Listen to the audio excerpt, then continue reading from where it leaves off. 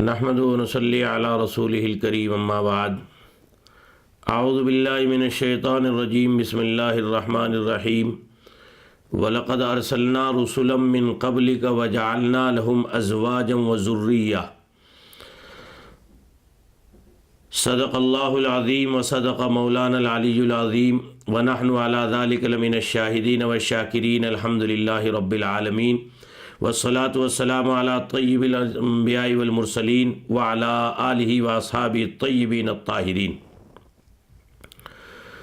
لائق صد احترام ناظرین کرام، گزشتہ محفل میں انسانیت کا سب سے بڑا زیور عفت اور پاکیزگی، اس کا ذہن، اس کی شرمگاہ، اس کے خیالات، اس کی فکریں، اس کی زبان، اس کا سننا، اس کا دیکھنا پاکیزہ ہو، اور اس بنیاد پر جو معاشرہ تشکیل پائے گا، جو سماج پروان چڑھے گا، وہ سماج محبتوں کے ساتھ، وہ سماج برکتوں کے ساتھ، وہ سماج ترقیات کے ساتھ، وہ سماج دنیا اور انسانیت کے لیے نفع بخش سماج ثابت ہوگا۔ اور اس عفت اور پاکیزگی اور پاک دامنی کو پروان چڑھانے کے لیے شریعت اسلامیہ نے ایک بہت اہم نظام رکھا،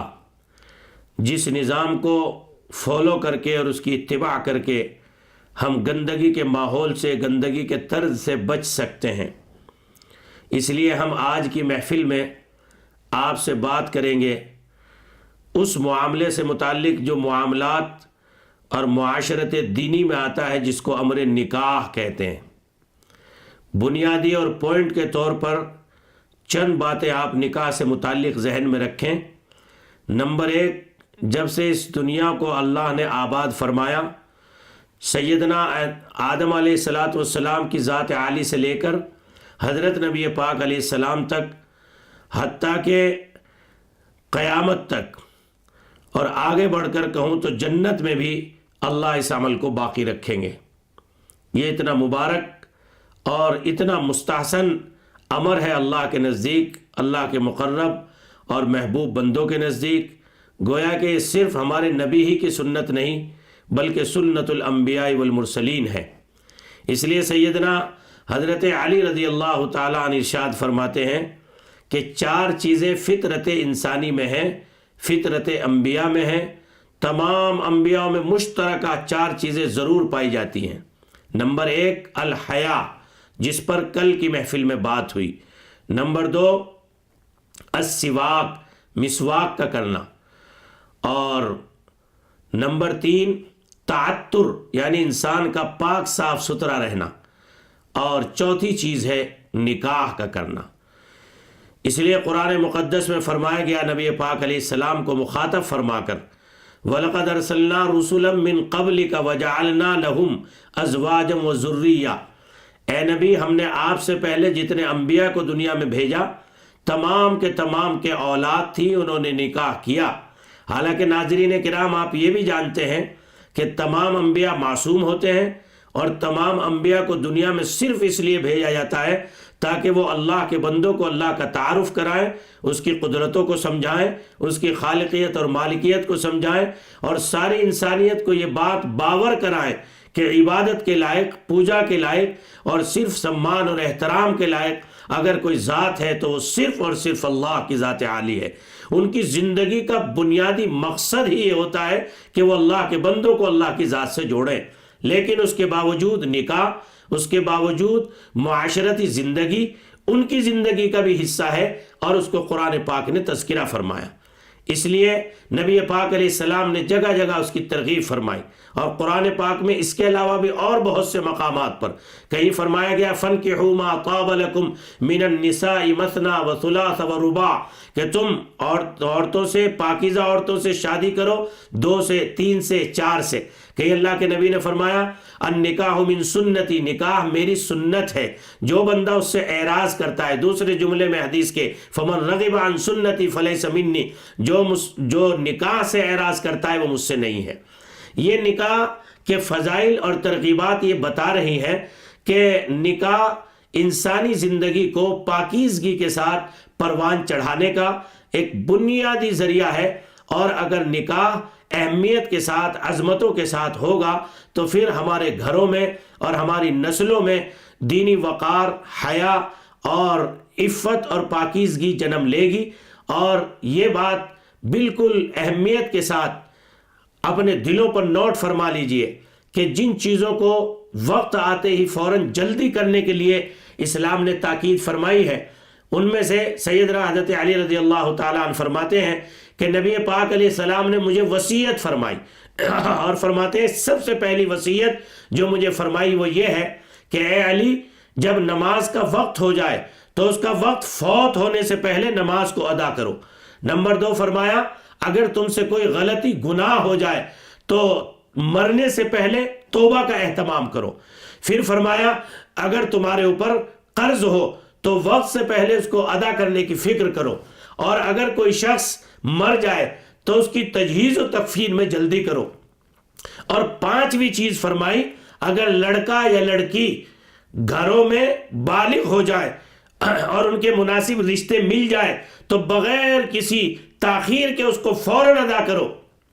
اس لیے کہ نکاحوں میں جتنی تاخیر ہوگی اتنا بگاڑ اور معاشرے میں فساد اور معاشرے میں گناہ کا چلن عام ہوگا۔ اور ایک حدیث مبارک میں تو فرمایا کہ جس گھر میں نوجوان بچی ہو اور اس کو بالغ ہوئے وقت ہو گیا اور ماں باپ ظاہری آزار کی وجہ سے یا اسٹینڈرڈ ماحول کے تلاش کرنے کی وجہ سے یا بہت سے ان کے کچھ کنڈیشنز ہوتے ہیں ان کو تلاش کرنے کے لیے بہت لمبا وقت گزارا، اس درمیان میں اس کی غلط سوچ سے گناہ ہو گیا یا وہ غلط راہ پر چل پڑی یا وہ بچہ غلط راہ پر چل پڑا تو اس سب کا وبال، اس سب کا گناہ ماں باپ کے سر آئے گا۔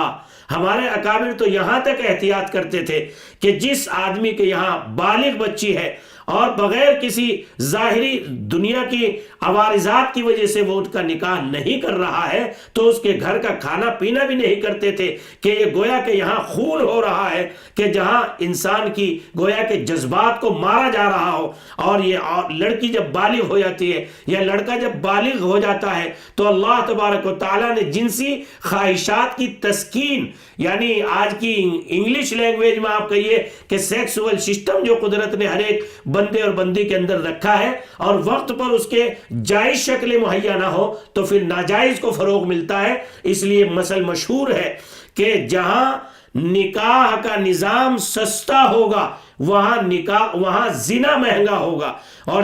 جس معاشرے میں نکاحوں کو مؤخر کیا جائے گا، نکاحوں کو مہنگا کیا جائے گا، رسوم و رواج کا پابند بنایا جائے گا تو دوستو وہاں زنا سستا ہوگا، وہاں بے حیائی اور فحش عام ہو جائے گی۔ اس لیے حتی الامکان اس بات کو دل کی گہرائیوں کے ساتھ اپنے دلوں پر جماؤ کہ نکاح انسان کو روحانیت، نکاح انسان کو عرفانیت، نکاح انسان کی ایک گویا کے تمدن دینی کے ساتھ زندگی گزارنے کا ذریعہ ہے، اور ذہن اور دل و دماغ کی پاکیزگی کا ذریعہ ہے، اور گویا کہ سماجی کے ایک بندھن ہے کہ جس کے ذریعے سے نسب، جس کے ذریعے سے خاندان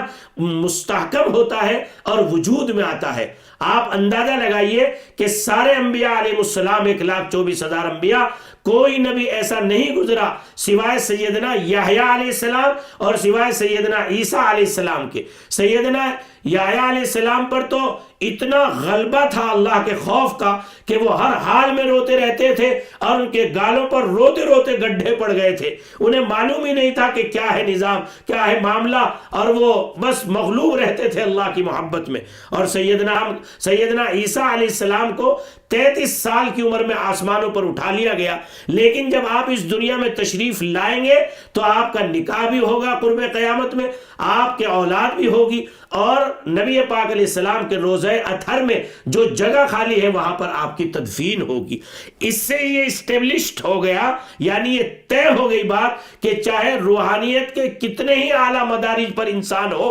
لیکن اس کے ایمان کی تکمیل اسی وقت میں ہو سکتی ہے جب وہ اپنی نکاحی زندگی کا آغاز کرے۔ اس لیے نبی پاک علیہ السلام نے فرمایا من استنکح فقد استکمل نصف الایمان، جس نے نکاح کر لیا گویا اس نے اپنے ایمان کو مکمل عمل کر لیا۔ 1,24,000 انبیاء علیہ السلام کی تمام شریعتوں میں صرف یہی ایک ایسی سنت ہے اور ایک ایمان، یعنی ایمان اور نکاح کی سنت، دو چیزیں ایسی ہیں جو ہر شریعت میں باقی رہی، ورنہ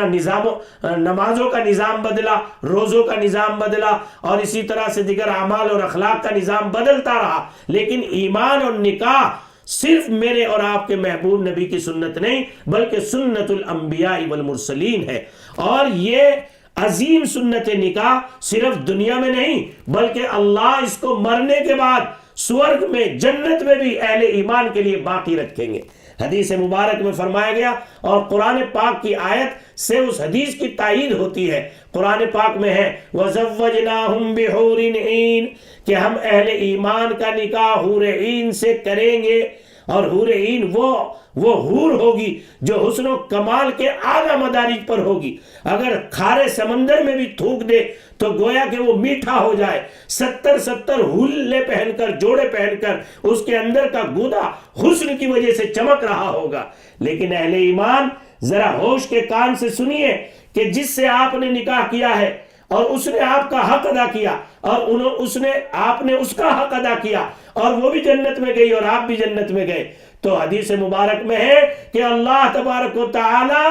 سیدہ عائشہ صدیقہ نے پوچھا، ماں ام المومنین نے، اے اللہ کے نبی،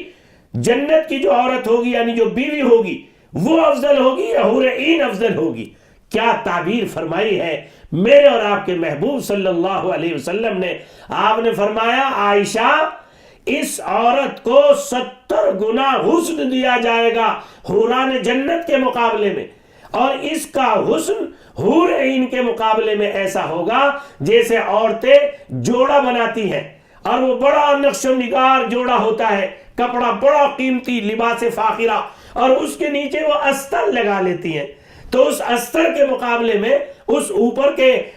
کپڑے کا جو حسن ہوتا ہے اور ان میں دونوں میں جو فرق ہوتا ہے، اتنا ہی فرق اس دنیا کی بیوی میں اور اس حور عین میں ہوگا۔ یعنی حور عین افضل نہیں ہوگی بلکہ مومنہ عورت افضل ہوگی جو اس مومن مرد کے ساتھ جنت میں رہے گی، اور اللہ تبارک و تعالی اس مومن مرد کی مزید گویا کہ لذت کے لیے، تسکین کے لیے اللہ تبارک و تعالی اس کا نکاح حور عین سے فرمائیں گے۔ گویا نکاح ایک ایسی عظیم سنت ہے کہ جس کو اللہ جنت میں بھی باقی رکھیں گے۔ اس لیے یہ بات طے کر لیجئے کہ جب ہمارے یہاں ہماری اولادیں بالغ ہو جائیں تو بغیر کسی تاخیر کے ان کے نکاحوں کو کر دیا جائے تاکہ سماج میں اور معاشرے میں عفت اور پاکیزگی جنمنے اور زنا سے، گناہ سے اور گویا کے نفسانی خواہشات کے عروج سے اور فحش اور بے حیائی کے فروغ پانے سے اس سماج کی حفاظت ہو۔ وآخر دعوانا ان الحمدللہ رب العالمین۔